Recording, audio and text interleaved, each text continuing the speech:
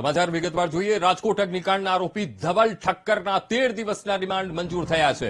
આરોપી Dhaval Thakkar TRP game ઝોનમાં મુખ્ય ભાગીદાર છે।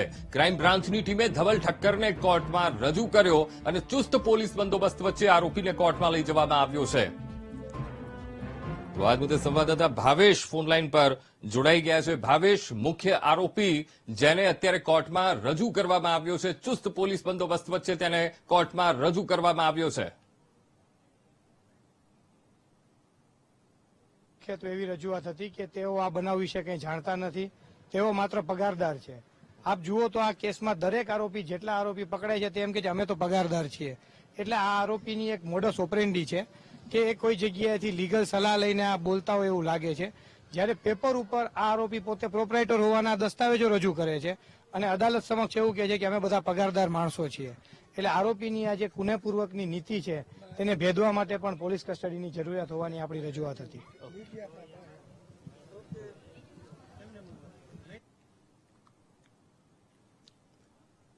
તો આજ મુદ્દે સંવાદદાતા ભાવેશ ફોનલાઈન પર જોડાઈ ગયા છે। ભાવેશ, રાજકોટ અગ્નિકાંડ અને આરોપી ધવલ ઠક્કરનો 13 દિવસના રિમાન્ડ મંજૂર થયા છે।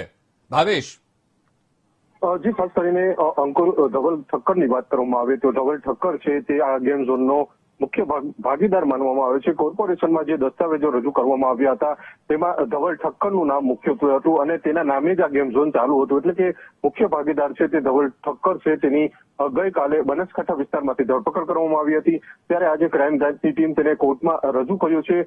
કોર્ટ દ્વારા તેના 13 દિવસના જે રિમાન્ડ છે તે મંજૂર કરવામાં આવ્યા છે, જ્યારે ગઈકાલે પણ જે આરોપીઓ હતા, 3 આરોપીઓ, તેમના પણ 14 દિવસના રિમાન્ડ મંજૂર કરવામાં આવ્યા છે। આ આરોપીની સાથે જ ધવલ ઠક્કરના રિમાન્ડ છે તે પૂર્ણ થશે અને આ ચારેય આરોપીઓને ત્યારબાદ ફરીથી કયા પ્રકારની આગળ તપાસ છે તેને લઈને પોલીસ દ્વારા ફરીથી જે કોર્ટમાં જશે કે શું છે તે પણ બધી બાબતો સામે આવશે। પરંતુ હાલ જે ધવલ ઠક્કરના છે તેના 13 દિવસના રિમાન્ડ છે તે મંજૂર કરવામાં આવ્યા છે। પોલીસ પાસેથી જે મંજૂરી લેવામાં આવી હતી ગેમ ઝોનમાં, તે આ તમામ દસ્તાવેજો ઉપર મુખ્ય નામ જેમનું છે તે ધવલ ઠક્કર છે, ત્યારે આ ધવલ ઠક્કરને 13 દિવસના રિમાન્ડ આપવામાં આવ્યા છે। એટલે કે આગામી દિવસોમાં જે પ્રકારે જે આ સમગ્ર ઘટનાની ખુલાસા થશે રિમાન્ડ દરમિયાન, તેમાં અનેક ચોંકાવનારા ખુલાસા થશે તે પણ સામે આવશે। જ્યારે કોર્ટમાં દલીલ થતી હતી બંને પક્ષોની, તેમાં જે ધવલ ઠક્કરના જે વકીલ હતા તેમને તે પણ ધારદાર રજૂઆત કરી હતી, દલીલો કરી હતી, બંને વકીલો વચ્ચે દલીલ થઈ હતી, પરંતુ 13 દિવસના જે રિમાન્ડ છે તે કોર્ટ દ્વારા મંજૂર કરવામાં આવ્યા છે। હાલ હવે ધવલ ઠક્કરને પણ પોલીસ કસ્ટડીમાં લેવામાં આવ્યો છે અને હાલ તેને ક્રાઇમ બ્રાન્ચ ખાતે વધુ માટે લઈ જવામાં આવ્યું છે। જી અંકુર। જી બિલકુલ ભાવેશ, સમગ્ર માહિતી સાથે જોડાવા બદલ આપનો આભાર।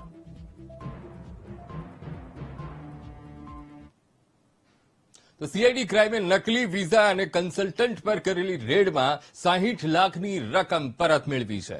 રાજ્યભરમાં 13 ગુનામાં ભોગ બનેલા લોકોની રકમ પરત મેળવી છે। તો 14 કરોડ રૂપિયા વિદેશ જવાના નામે કન્સલ્ટન્ટ એજન્ટોએ ઉઘરાવ્યા હતા। સીઆઈડી ક્રાઇમે લોકોને અપીલ પણ કરી છે, અધિકૃત એજન્ટો પાસેથી જ વિદેશ જવા પ્રક્રિયા કરવી તેવી અપીલ સીઆઈડી ક્રાઇમે કરી છે।